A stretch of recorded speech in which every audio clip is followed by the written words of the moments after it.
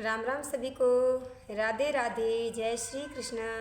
आप सभी का स्वागत है हमारे यूट्यूब चैनल आरजे कथा कीर्तन में। तो आज हम बृहस्पतिवार की कथा श्रवण करते हैं। बोलिए श्री विष्णु भगवान की जय। तो बृहस्पतिवार व्रत की कथा। इस दिन पीली गाय के घी से बनाए गए पदार्थों से ब्राह्मण को भोजन कराना चाहिए। इस दिन पीली वस्तुओं के दान तथा भक्षण करने का विशेष महत्व है। पीली वस्तुओं का दान करें और पीली वस्तुओं को ही भोजन में ग्रहण करें। इस दिन पुरुषों को बाल तथा दाढ़ी नहीं बनवानी चाहिए। स्त्रियों को बिना सिर भिगोए स्नान करके कदली वृक्ष की पूजा करनी चाहिए। क्षत्रियों में गहकवार तथा चंदेले इस दिन कोई शुभ यात्रा नहीं करते। गुरु बृहस्पति की कहानी सुनकर दान आदि देना चाहिए। तो कथा श्रवण करते हैं। कहते हैं कि किसी समय एक नगर में एक बहुत बड़ा व्यापारी रहा करता था। वह जहाज़ों में माल लदवाकर दूसरे देशों को भेजा करता था और खुद भी जहाज़ों के साथ दूर दूर के देशों को जाया करता था और इस तरह खूब धन कमाकर लाता था। उसकी गृहस्थी खूब मज़े से चल रही थी। वह दान भी खूब जी खोलकर करता था और उसका इस तरह से दान देना उसकी स्त्री को बिल्कुल भी पसंद नहीं था। वह किसी को एक दमड़ी देकर भी खुश न थी। एक बार जब वह सौदागर माल से जहाज को भरकर किसी दूसरे देश को गया तो पीछे से बृहस्पति देवता साधु का रूप धारण करके उसके मकान में कंजूस पत्नी के पास पहुँचे और भिक्षा की याचना की। उस व्यापारी की पत्नी ने बृहस्पति देवता से कहा कि महात्मा जी, मैं तो इस दान पुण्य से बहुत तंग आ चुकी हूँ। मेरा पति अपना सारा धन दान में व्यर्थ ही गंवाता है। अब आप कोई ऐसा उपाय कीजिए जिससे हमारा सारा धन नष्ट हो जाए। इससे न धन लुटेगा और न ही मुझे दुख होगा। बृहस्पति देवता ने कहा कि देवी, तुम भी बड़ी विचित्र हो। धन और संतान तो सभी चाहते हैं, पुत्र और लक्ष्मी तो पापी के घर में भी होना चाहिए। यदि तुम्हारे पास अत्यधिक धन है और इससे तुम दिल खोलकर पुण्य कार्य करो, भूखों को भोजन खिलाओ, प्यासों को पानी पिलाओ, यात्रियों के लिए धर्मशाला बनवाओ, कितने ही निर्धनों की कुंवारी कन्याएं धन के अभाव से बिना ब्याही बैठी हुई हैं, उनका विवाह संपन्न करवाओ। और भी कई अनेक पुण्य कार्य हैं जिसको करके तुम्हारा लोक परलोक सिद्ध हो सकता है। लेकिन व्यापारी की स्त्री बड़ी ढीठ थी। उसने कहा, महात्मा जी, मैं इस संबंध में आपकी कोई बात सुनना नहीं चाहती। मुझे ऐसे धन की बिल्कुल आवश्यकता नहीं है जो कि मैं दूसरों को बांटती फिरूं। बृहस्पति देवता बोले, यदि तुम्हारी ऐसी ही इच्छा है तो फिर ऐसा ही होगा। अब तुम ऐसा करना कि 7 बृहस्पतिवार घर को लीप कर पीली मिट्टी से अपने केशों को धोना, भोजन में मांस तथा मदिरा ग्रहण करना, भट्टी चढ़ाकर अब कपड़े धोना, बस तुम्हारा धन नष्ट हो जाएगा। और इतना कहने के बाद बृहस्पति देवता अंतर्धान हो गए। उस औरत ने, जो कि श्री बृहस्पति देवता को साधु समझे हुए थी, उसके कहे अनुसार 7 बृहस्पतिवार वैसा ही किया। केवल 6 बृहस्पति ही बीतने पर उस स्त्री का संपूर्ण धन नष्ट हो गया और वह स्वयं भी परलोक से धार गई। उधर उसके पति का माल से भरा हुआ जहाज समुद्र में डूब गया और उसने बड़ी मुश्किल से लकड़ी के तख्तों पर बैठकर अपनी जान बचाई। खैर, वह रोता धोता किसी न किसी तरह अपने नगर में वापस पहुंचा। वहां आकर उसने देखा कि उसका सब कुछ नष्ट हो गया है और उसकी छोटी लड़की बैठी आंसू बहा रही है। उस व्यापारी ने अपनी लड़की को तसल्ली देकर चुप कराया और उससे सब समाचार पूछा। लड़की ने अपने पिता को उस साधु वाली पूरी कहानी सुना दी। उसने लड़की को शांत किया और भगवान की करनी पर बड़ा प्रसन्न हुआ। अब वह प्रतिदिन जंगल में जाकर वहां से लकड़ियां चुन लाता और उन्हें नगर में बेचकर अपनी जीविका चलाने लगा। मगर धन के अभाव के कारण बहुत दुखी था, क्योंकि गुजारा बड़ी मुश्किल से चलता था। एक दिन उसकी लड़की ने उसे दही खाने की इच्छा प्रकट की, लेकिन उसके पास एक भी पैसा नहीं था। जो कि उसको दही लाकर देता। चुनाचे वह उसे आश्वासन देकर जंगल में जाकर एक वृक्ष के नीचे बैठकर अपनी पूर्व दशा का विचार कर रोने लगा। वह बृहस्पति का दिन था। बृहस्पति देवता उसकी अवस्था देखकर साधु का वेश बनाकर उसके पास वहां आ पहुँचे और उस व्यापारी के पास आए और कहने लगे, लकड़हारे, तू इस जंगल में किस चिंता में बैठा है? व्यापारी ने उत्तर दिया, महाराज, आप सब कुछ जानने वाले हैं। इतना कहकर उसने आर्द्र कंठ और भीगी आंखों से बृहस्पति को अपनी सारी आप बीती सुना दी। बृहस्पति देवता ने कहा, भाई, तुम्हारी पत्नी ने बृहस्पति के दिन भगवान का अपमान किया था, जिस कारण से तुम्हारा यह हाल हुआ है। लेकिन अब तुम किसी प्रकार की चिंता ना करो, भगवान तुम्हें पहले से भी अधिक धनवान कर देंगे। तुम मेरे कहे अनुसार बृहस्पति के दिन बृहस्पति का पाठ किया करना। 2 पैसे के चने और मुनक्का मंगवाकर जल के लोटे में थोड़ी सी शक्कर डालकर वह अमृत और प्रसाद परिवार के सब सदस्यों को तथा सुनने वालों को बांट देना और खुद भी अमृत पान किया करना तथा प्रसाद खाया कर, तो भगवान तुम्हारी सारी कामनाएं पूरी करेंगे। साधु को प्रसन्न देखकर उस व्यापारी ने कहा, महाराज, मुझे लकड़ियों में से तो इतना लाभ नहीं कि 2 पैसे की दही लाकर भी अपनी इकलौती कन्या को खिला सकूं। उसको मैं हर रोज झूठे आश्वासन देकर टाल देता हूं और मैं इसलिए समय व्याकुल होकर बैठा हूं। बृहस्पति देवता ने कहा, भक्तजन, तुम चिंता मत करो। बृहस्पति के दिन तुम शहर में लकड़ियां बेचने के लिए जाना।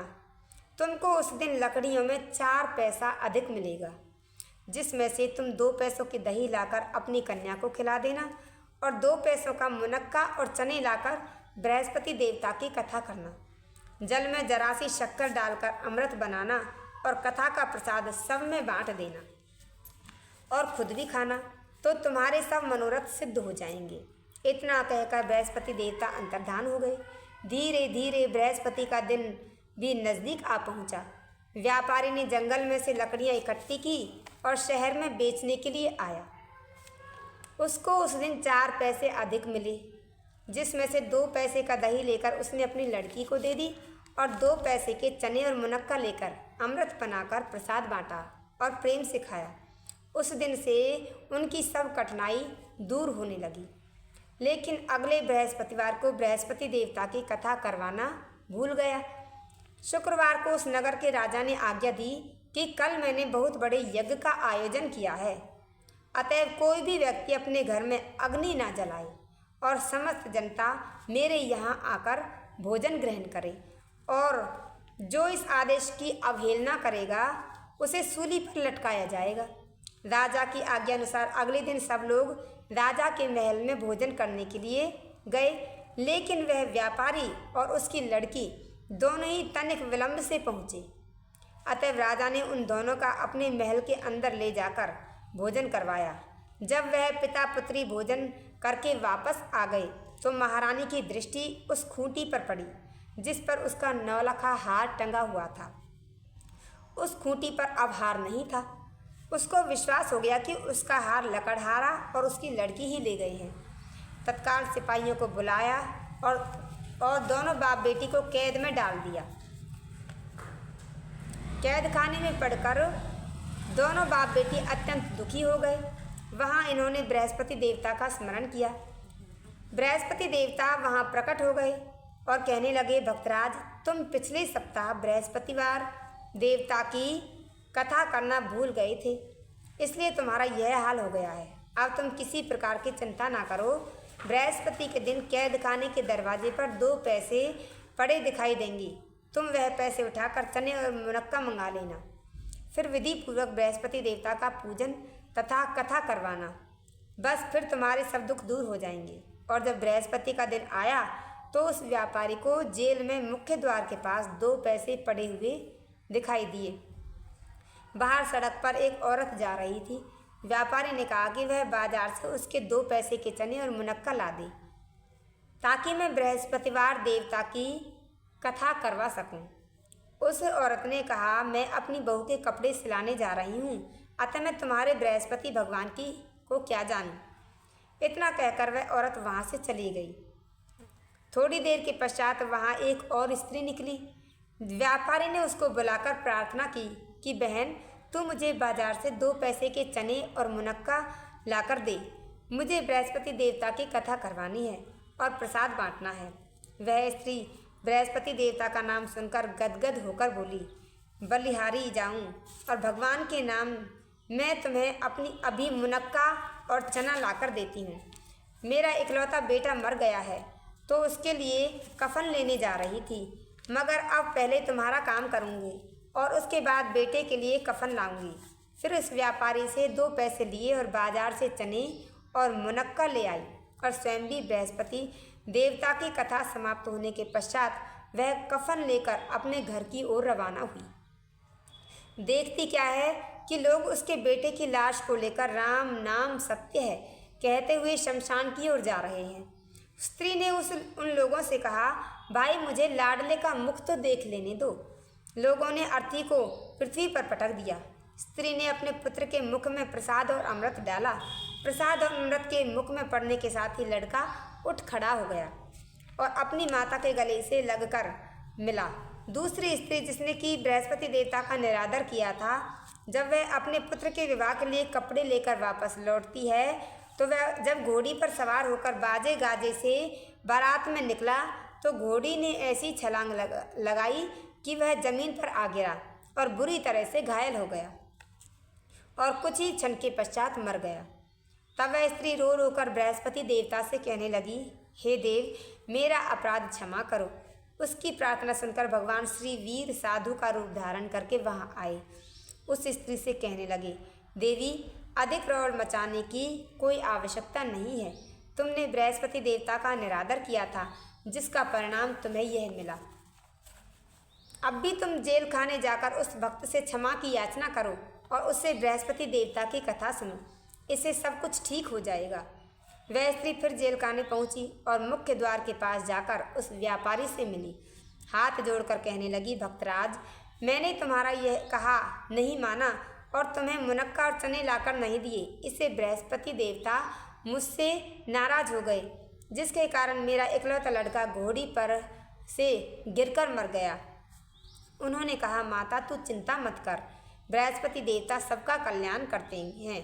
तुम अब अगले बृहस्पतिवार को आकर बृहस्पति देवता की कथा सुनना। तब तक अपने लड़के के शव को फूल, इत्र तथा घी आदि वस्तुओं में डालकर रख दो। स्त्री ने ऐसा ही किया। बृहस्पति का दिन भी आ पहुंचा। 2 पैसे के मुनक्का और चने लेकर पवित्र जल का लोटा भरकर जेल के द्वार पर आई और श्रद्धा के साथ बृहस्पति देवता की कथा सुनी। जब कथा समाप्त हुई तो अमृत व प्रसाद लाकर अपने मरे हुए पुत्र के मुख में डाला। एकाएक उसको सांस आने लगी और उठकर खड़ा हो गया और पुत्र को लेकर वह प्रसन्नतापूर्वक अपने घर को रवाना हुई और बृहस्पति देवता के गुण गाने लगी। और उसी दिन रात्रि में राजा को बृहस्पति देवता ने स्वप्न में दर्शन दिए और कहा, हे राजन, तूने जिस व्यापारी और उसकी लड़की को जेल में बंद कर रखा है वह दोनों निर्दोष हैं। अब दिन निकलने के साथ दोनों को जेल से रिहा कर दो। तेरी रानी का 9 लखा हार उस खूंटी पे लटका है। जिस दिन निकला तो रानी ने अपना हार खूंटी पर लटका हुआ देखा।